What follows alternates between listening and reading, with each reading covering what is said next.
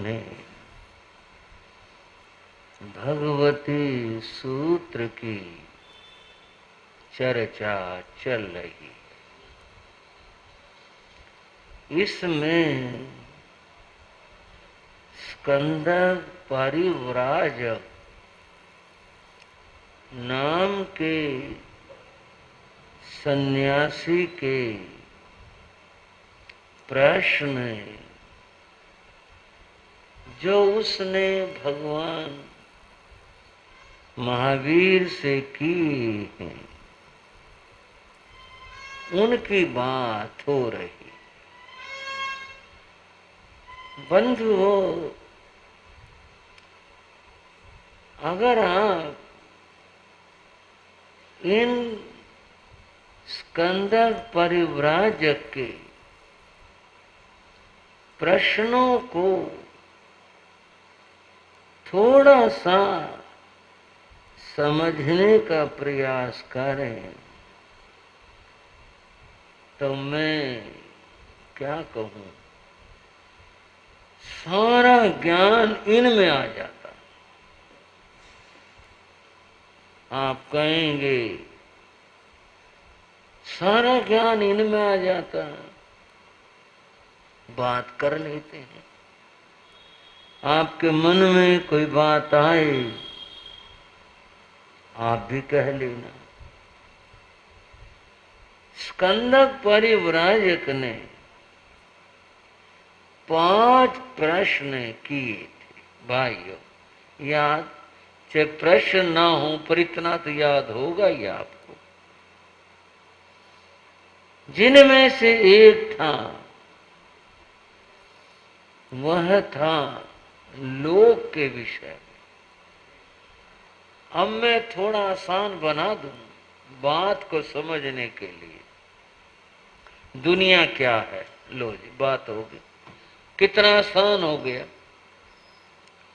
लोक की बात, लोक अलोक आदि, ये सारी शास्त्रीय गहन चर्चाएं हैं।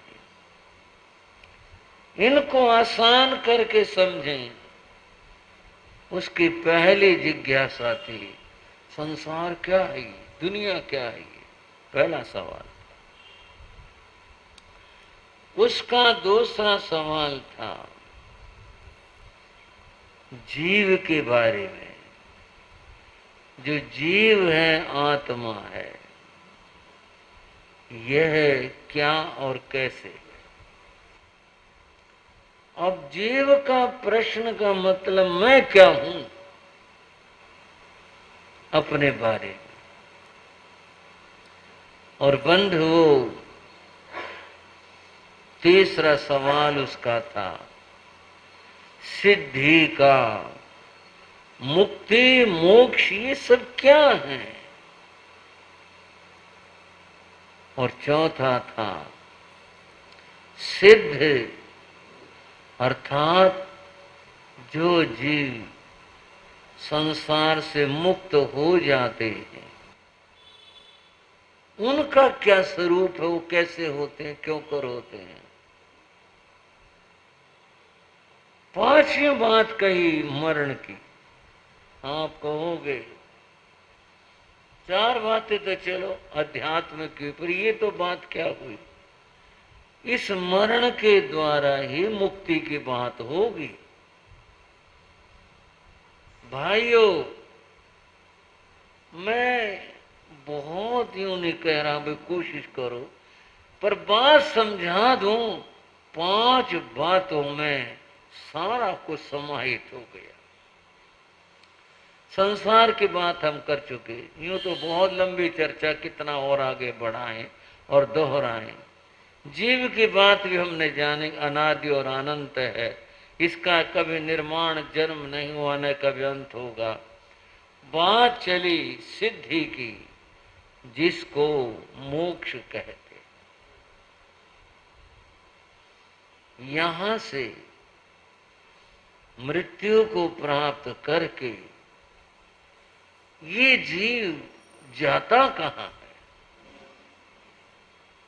कभी आपने भी सोचा हो, आपका भी ख्याल आया हो कि यहां से जाते कहाँ हैं, और अगर ये सोचोगे जाते कहाँ हैं तो ये भी सोचना पड़ेगा आए कहां से थे। एक गुरुकुल कोई बात है। गुरुकुल में विद्यार्थी पढ़ा करते, पढ़ते ही विद्यार्थी, आज स्कूल है, पहले गुरुकुल होते थे। उसमें जो अध्यापक पढ़ाते थे उनके प्रमुख थे आचार्य। एक दिन आचार्य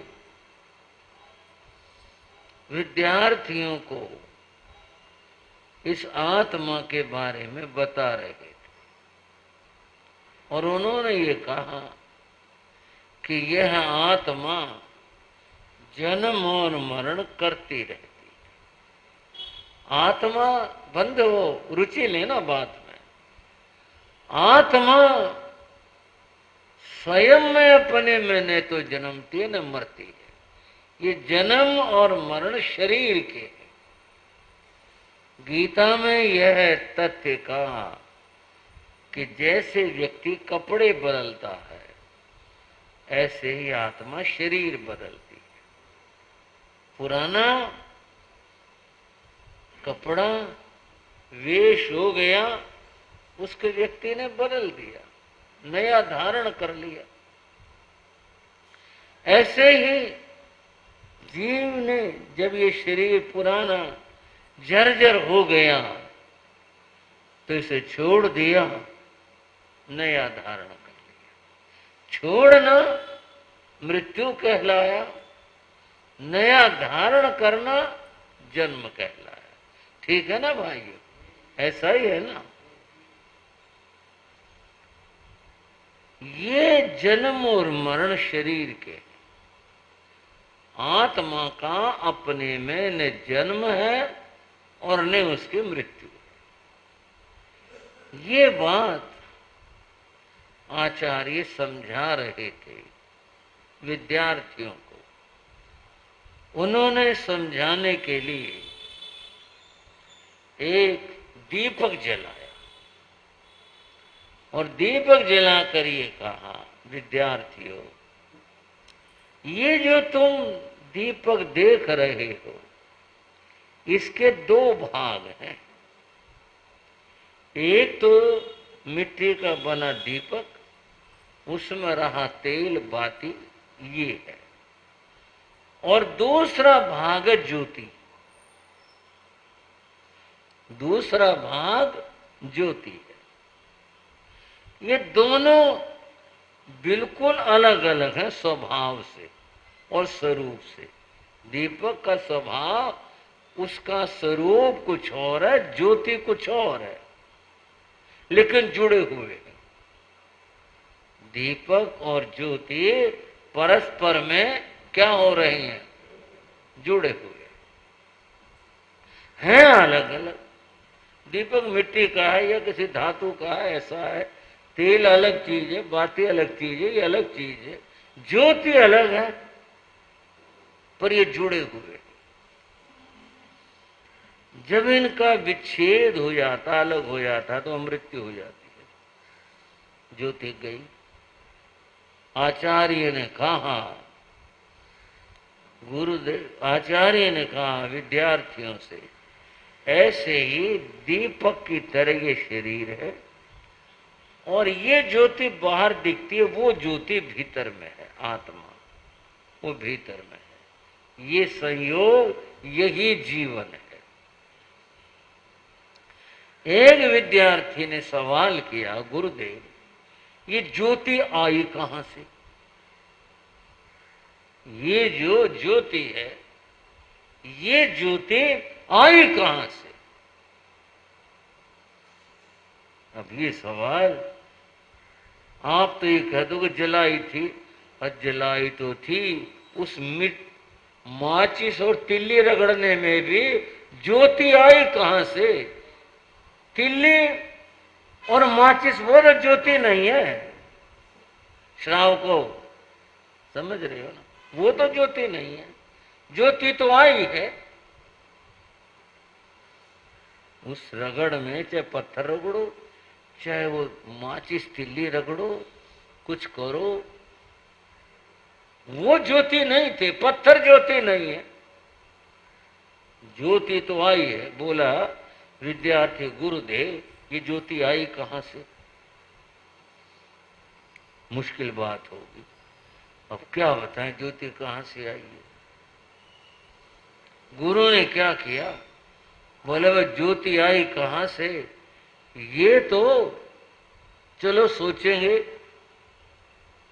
आचार्य ने फूंक मार दी। आचार्य ने फूंक लगा दी। फूंक लगाई, ज्योति बुझ गई। बोले बच्चे ये बता, ये ज्योति गई कहां? हाँ जी, आप भी तो चलो साथ, आप भी तो सोचो। उसने तो कहा ये आई कहां से, और गुरु ने कहा बता ये गई कहां? अभी तो सामने थी, ये कहां गई? बड़ा मुश्किल है। ज्योति आई कहां से और गई कहां पर? अगर इस बात को महात्मा से जोड़ करके देखें और सोचें और विचार करें, आत्मा आई कहां से?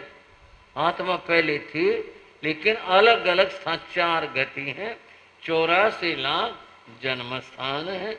यह भटकती कर्मानुसार एक स्थान से दूसरी जगह होती हुई यहाँ पर आई, और गई कहाँ? आगे इन गतियों में गई। जैसे कर्म थे वहां गई। 4 गति हैं, जैसी गति के कर्म थे और जिस स्थान के कर्म थे वहां गई।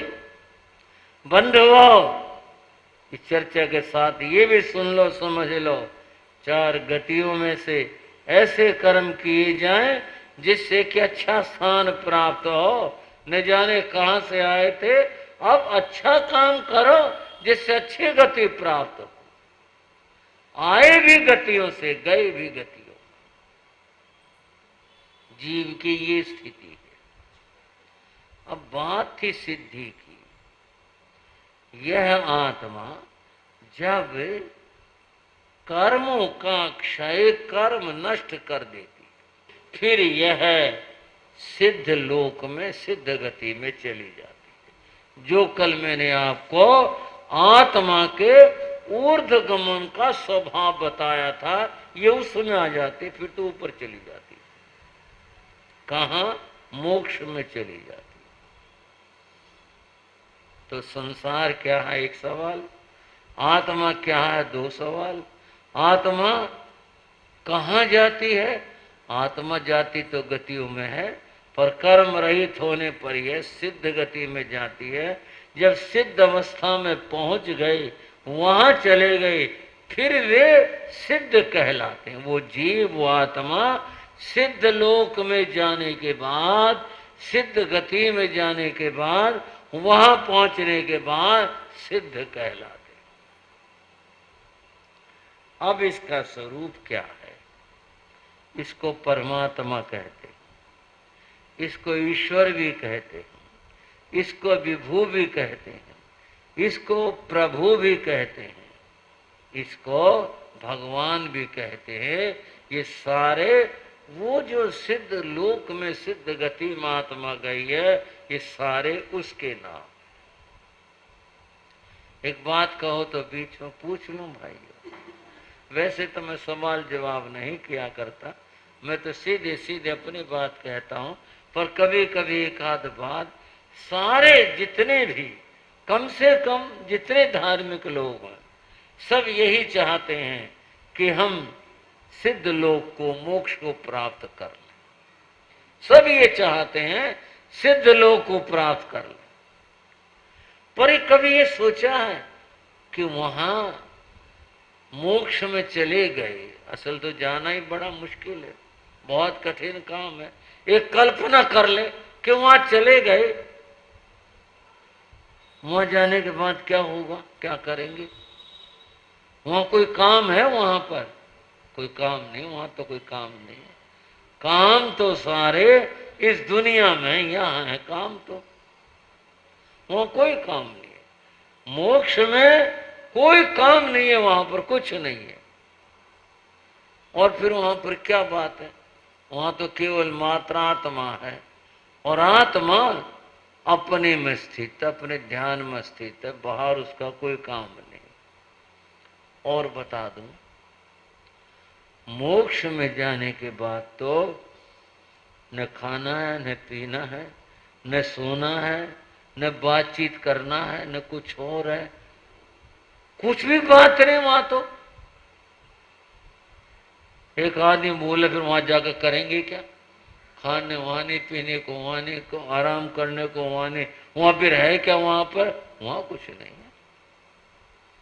इनमें से जितनी बात यहाँ आप इस शरीर के साथ में भोगते और देखते हो, इनमें से वहां कोई भी नहीं।